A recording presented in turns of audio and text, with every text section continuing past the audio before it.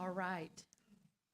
So today, first I should say to the community, back in, I don't know, November, December, I asked the practitioners, how many of you would like to do a lesson? And see, I already want to call you Reverend. While Sandy is not a minister, she is a practitioner emeritus and has been through all the ministerial training. So many times when I see her, I want to say Reverend Sandy. She has a whole lot of wisdom to share, and she was willing to step forward and offer this lesson, which I know will be inspiring. So, Sandy Gohlke, our emeritus practitioner.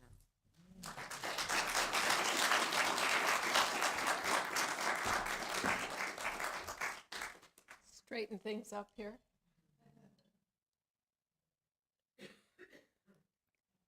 Thank you, Reverend Kathy, for this opportunity. So, the title of today's talk is Unexpected Gifts. Is there anyone in the room that gets excited and happy when they receive an unexpected gift? Oh, yeah, good response. So thinking of unexpected gifts reminds me of being a child. And I was raised technically by a single mom. And the gifts beneath the tree were few, but I was always excited to open whatever unexpected gift was there. In fact, as an adult, I may be one of the few people that still gets Netflix in the mail. And that's because I like to be excited and get something exciting out of that mailbox, even though I get a text that tells me what's coming and when it's coming. It's still my unexpected gift. So the focus on today's talk is not about those tangible gifts that are in a pretty box with a pretty bow, but the gifts that do occur every day if we remain aware and alive with that childlike wonder. Byron Katie sets the stage when she says, "Love what is." She quotes from a Greek philosopher, "We are disturbed not by what happens to us, but our thoughts about what happens." Many of you know that I fractured my arm October 6th. Yes, it's my dominant hand. And in my normal state of affairs, I'm a writer, I'm a watercolorist, and I make greeting cards. But I believe that this was Spirit's opportunity for me to discover a new way to show up. 3 things that I'm passionate about in my self-expression were put on the back burner for a while.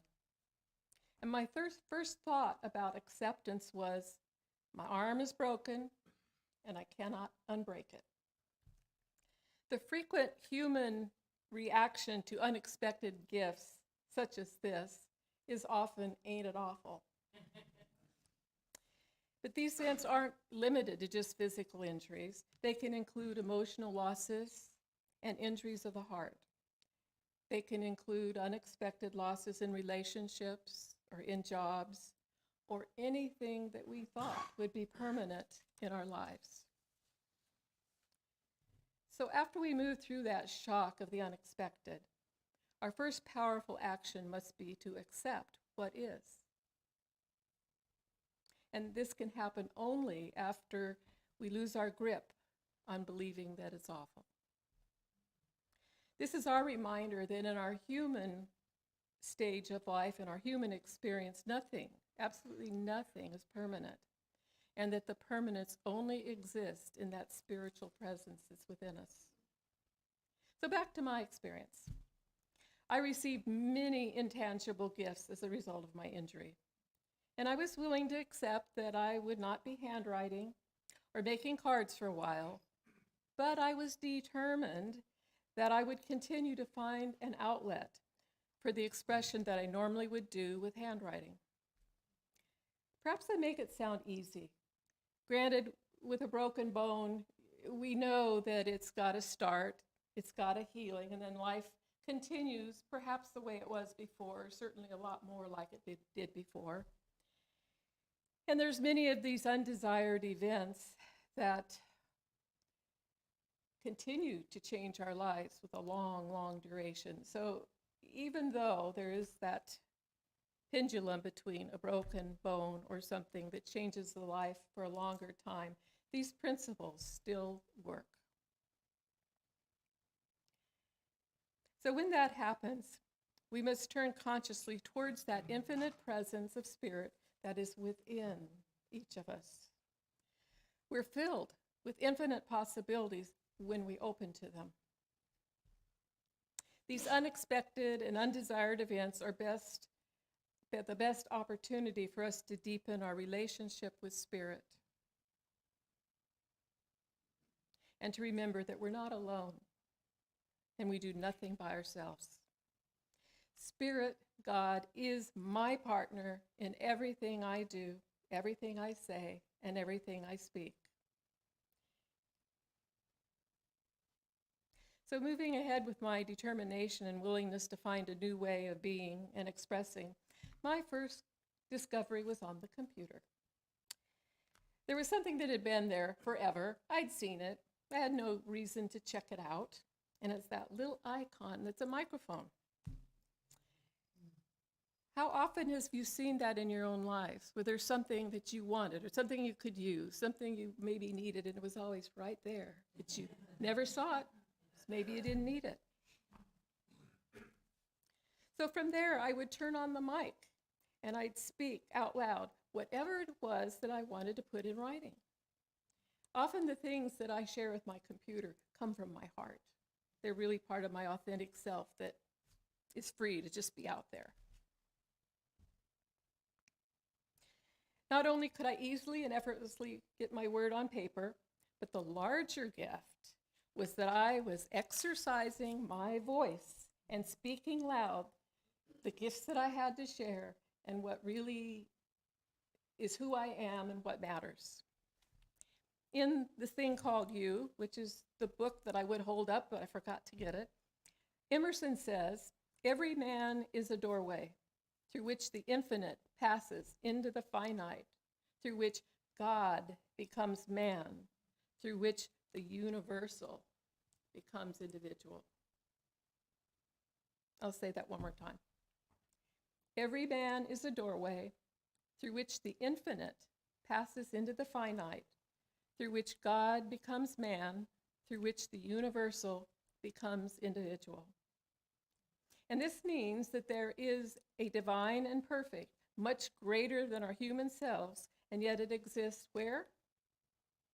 Within us.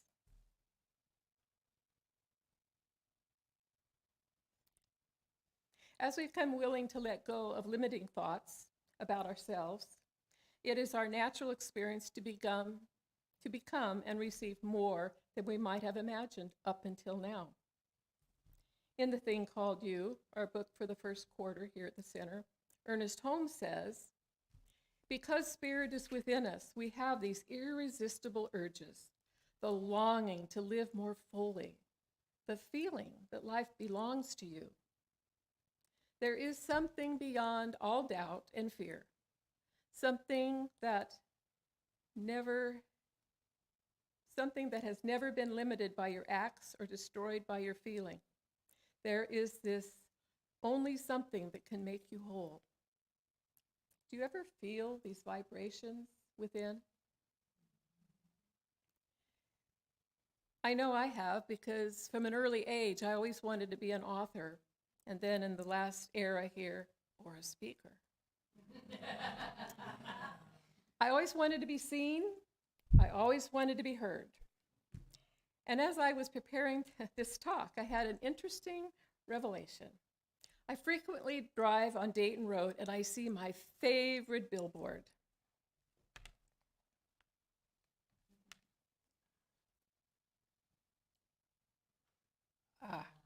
What a perfect affirmation if you put the word I in front of it. I live my best life. Well, as I was preparing, I told my husband that I wanted to take a photo of this billboard and put it in my talk. Well, he hesitated, and he proceeded to tell me that it had advertising about renting apartments. I told him I didn't think it existed. But here's an image of the full billboard.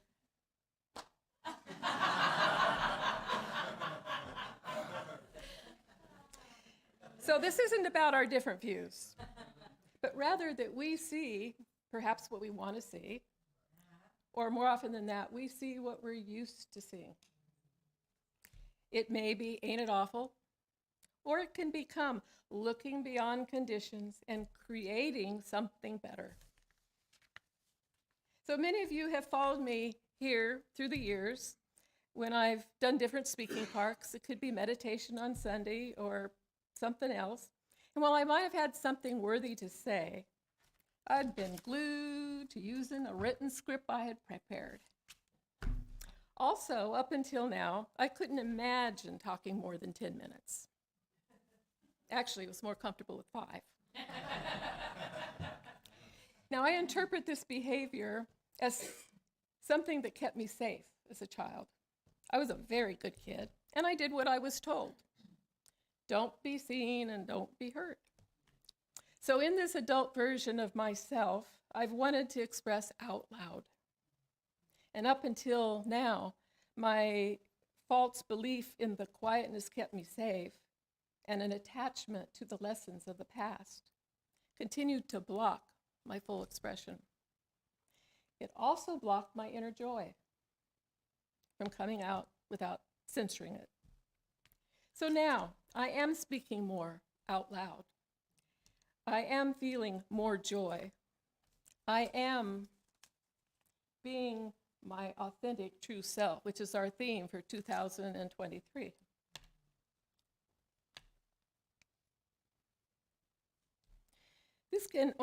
This is only one of the intangible gifts that I received from the experience of a broken arm. So how can anyone make my story their story, becoming more of who they were meant to be? First of all, it's about developing a healthy, self-nurturing consciousness as a way of living. And you know what? It can begin at any time. It can begin right now. If you're here at the service, there is something within you that is ready to expand more into your good, more into who you are yet to become, with a deepening with spirit within. We often talk about having a spiritual toolbox. Well, these words suggest that we have ideas about how to improve a situation by pulling out something when we need it. But that's not enough. Creating the life we desire requires an ongoing, expanding consciousness that we nurture and practice daily. I suggest creating a consistent daily spiritual practice. Doesn't have to be difficult or woo-woo. There are many ways to do this. It may be reading the daily reading from the Science of Mind magazine, followed by 20 or 30 minutes of quiet contemplation where you're able to feel what it means to you. Or perhaps journaling about how it applies to your life. It could be meditation or reading another spiritual reading, or taking classes here at the center. Or it could just be finding time to be in fellowship with like-minded people. If you are a person who frequently sees things as ain't it awful, or sees the cup as half empty instead of half full, start being curious. Ask questions. Is it possible to look at things differently? What if things are exactly the way they were meant to be? What? Lay down my resistance? You know? What if I accept things just the way they are and I don't assign judgment? I open a door. So how can you apply the message in your life? When an unexpected and undesired event happens, feel your feelings.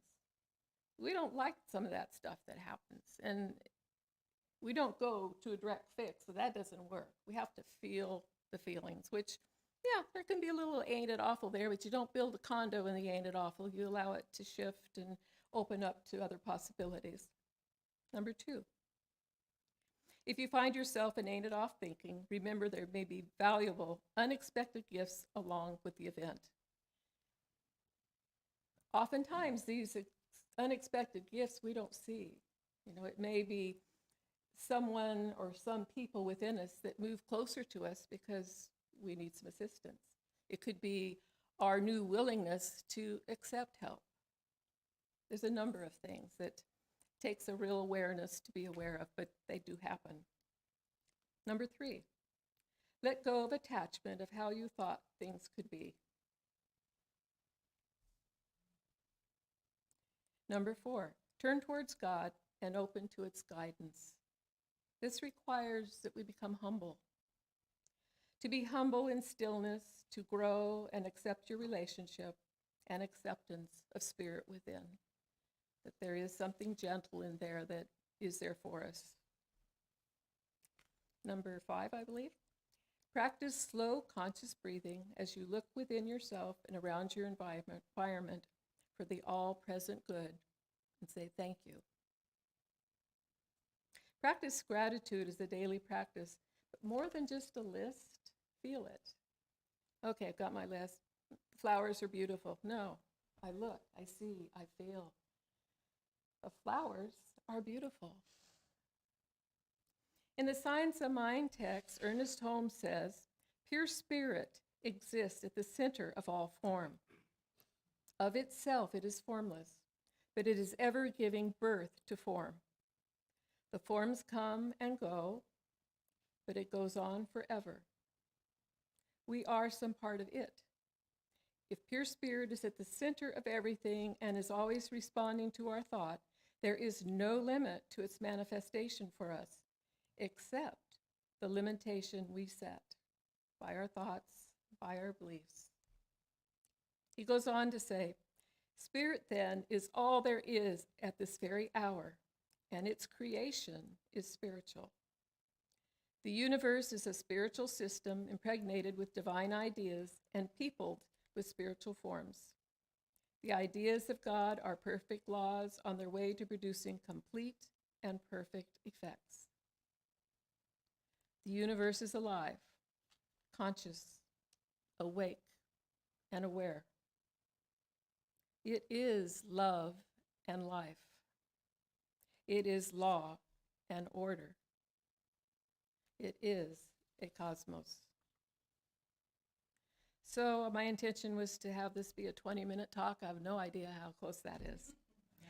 But I would like to close this morning acknowledging that the divine desires the highest, best good for all of us, that it is for us. It is not against us.